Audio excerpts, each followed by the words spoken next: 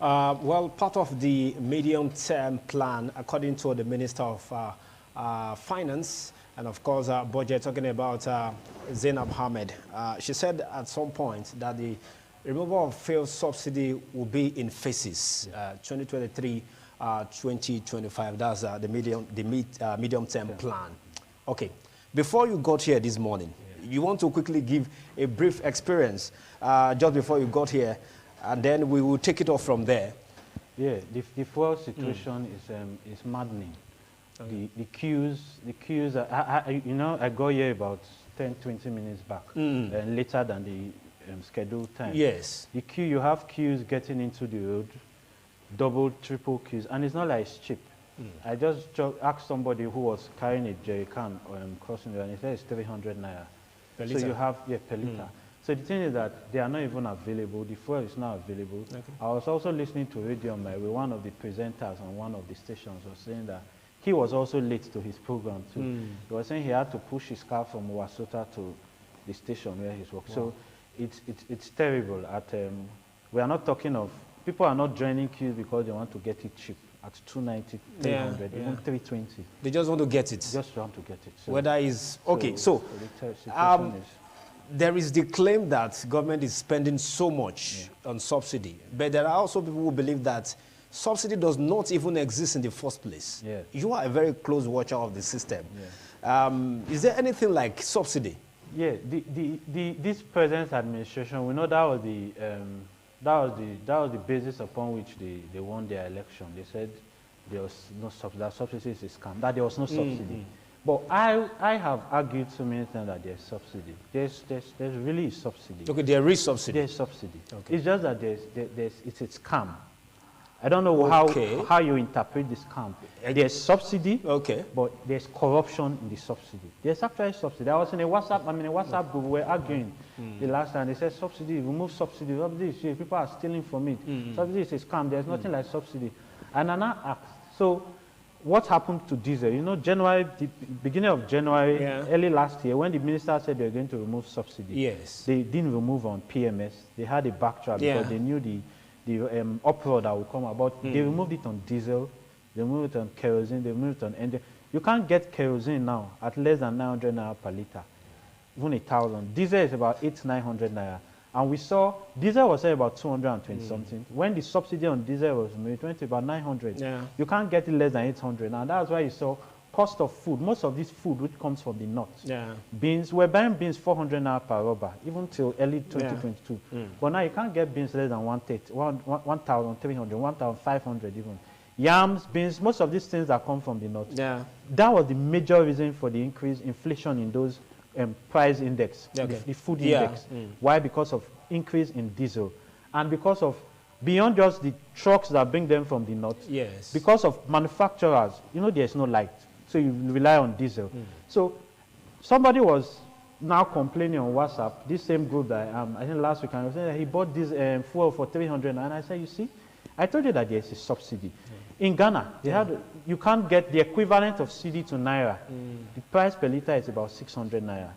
We get it here. Before this recent 2 months time, we've been for 180. It's lower than that here. Exactly, it's 180, Just, even NNPC station sits at 180. But it's this scam that there really is subsidy. But the subsidies corruption is maddening. See, in this 2023 budget, they've put subsidy payment at 3.5 trillion.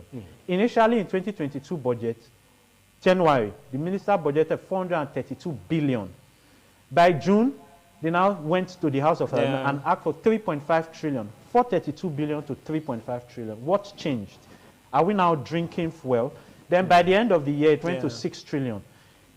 I don't know. There have been so many investigative panels. They are all on Google.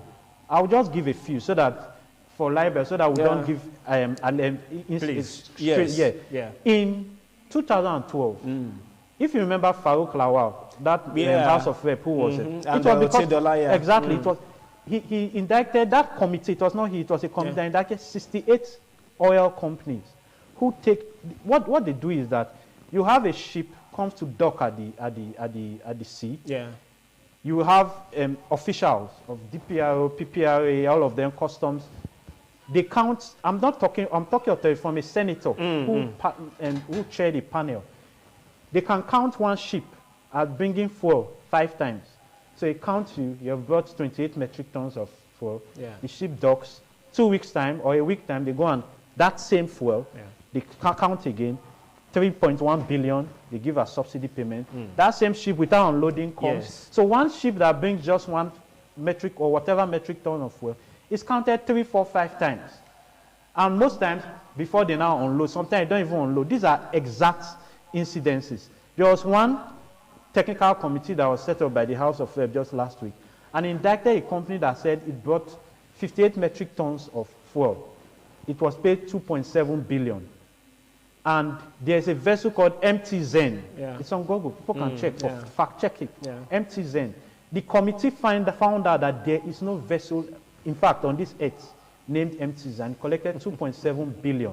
The police special investigation, that was EFCC investigation. Police special investigative panel also indicted one big oil firm, it has filling stations around, for collecting 3.1 billion subsidy for fuel that was not brought in.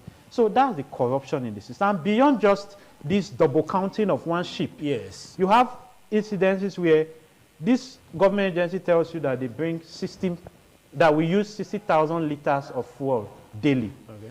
Just September last year, the midstream, downstream petroleum regulation agency said that we use 66.8 liters a week, a day. Just 2 days before that revelation in September, the director of finance of that same company appeared before the House of Rep, that government agency, and said that we use 62.9. So within 2 days, the company itself now said we use 66.8. The director said 62.9. Just then, a week before, NIPC says we use 60,000 liters, or 60 million liters a day. So you have 60 million liters.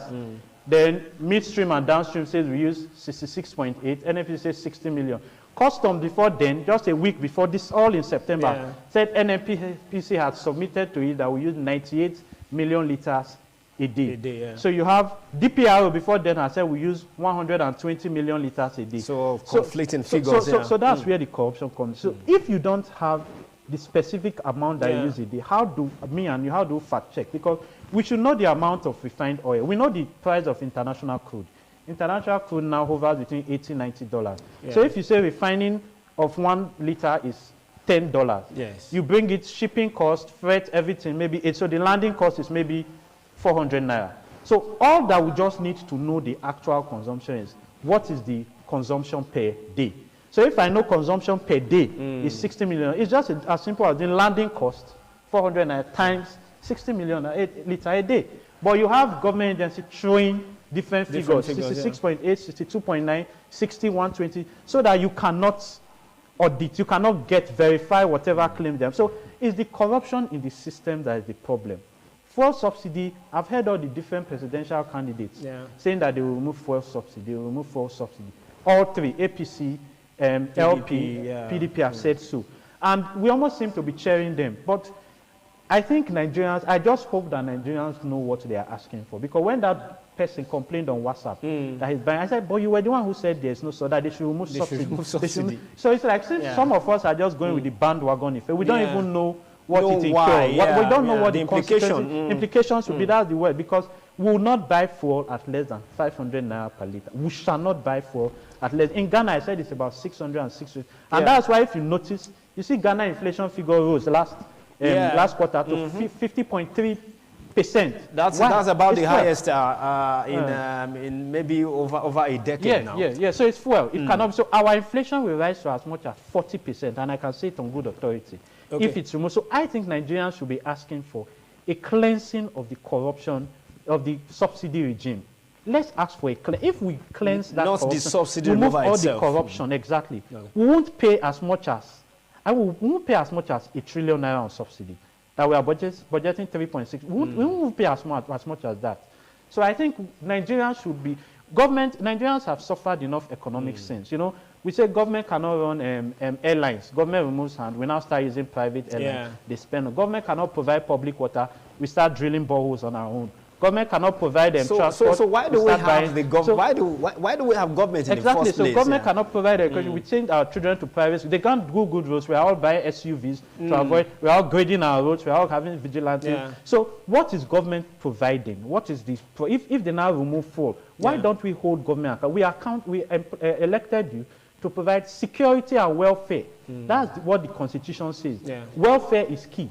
This subsidy is key to our welfare. Remove subsidy, and I don't know, the poverty situation of 133 million, it will jump as far as 200 million. So I think Nigerians should be more accountable. The corruption, they are bleeding the system. There is no doubt about that. Okay, so from your own expert's point of view now, is not removing subsidy is not the issue. Yeah. It's cleaning the system just behind all of it. Yeah, I've never been all of the machinery and the systems that actually ensure that subsidy runs, whether it runs well or not well. Of course. I've never been for subsidy removal. No. It should remain because it's what keeps the welfare of Nigerians. That's the only thing for now that Nigerians enjoy from the government.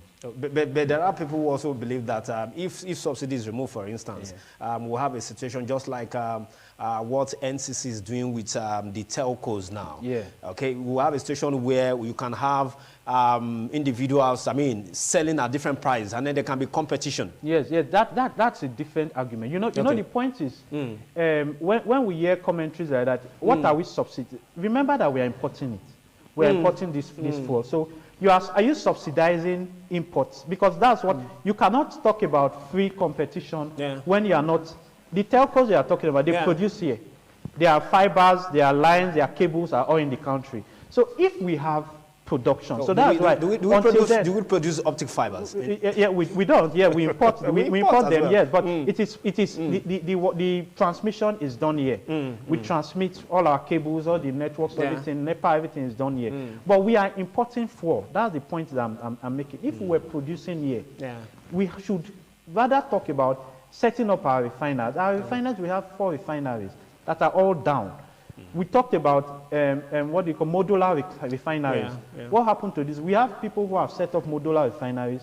In fact, there are those governments that set up. You have incident where they said NNPC refused to give them crude to even test run, not talking about running it. So until we start producing here, you can't talk of competition when you are importing. You are importing at the inflation in that country. Probably we are importing from Belgium and some other countries. We already have inflation embedded in that fuel. Yes. You are importing it. So you cannot subsidize it. You cannot say you are bringing fuel. That's not competition.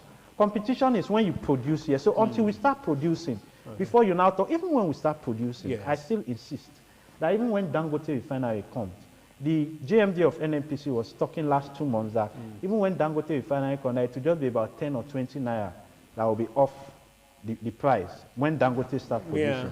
And I still think that government still has to subsidize it. See, subsidy even is with the existence of... even when Dangote refinery comes.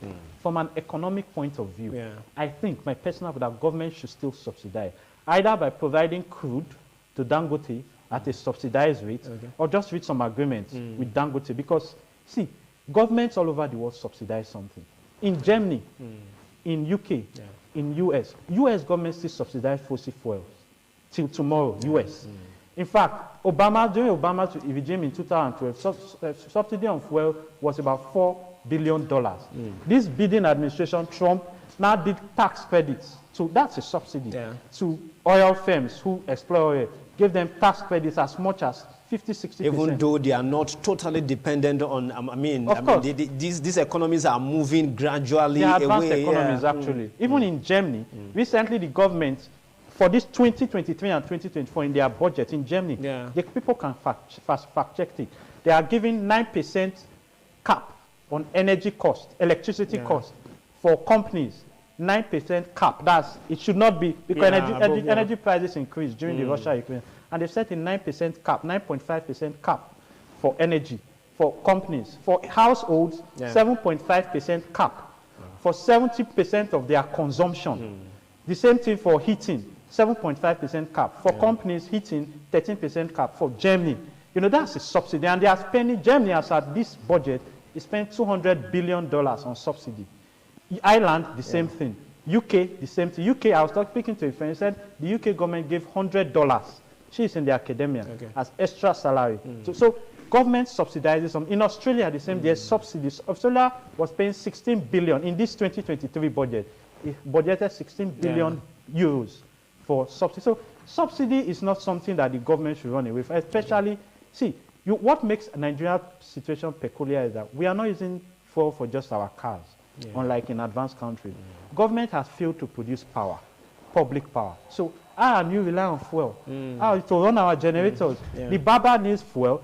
Unlike if it's in Ghana or other countries, they have public power, so they don't need it as much as we do. We need it for almost everything. For cars, for our electricity, to pump our water, everything.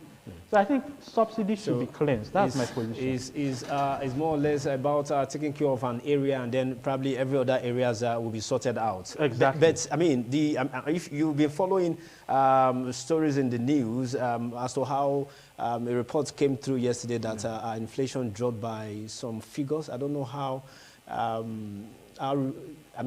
visible that's one. That figure actually went something that we can actually make do with. Just a quick one before I let you go. Okay, I don't know if MBS has released their figures, but I don't know if that's an official figure, but I don't expect inflation to drop.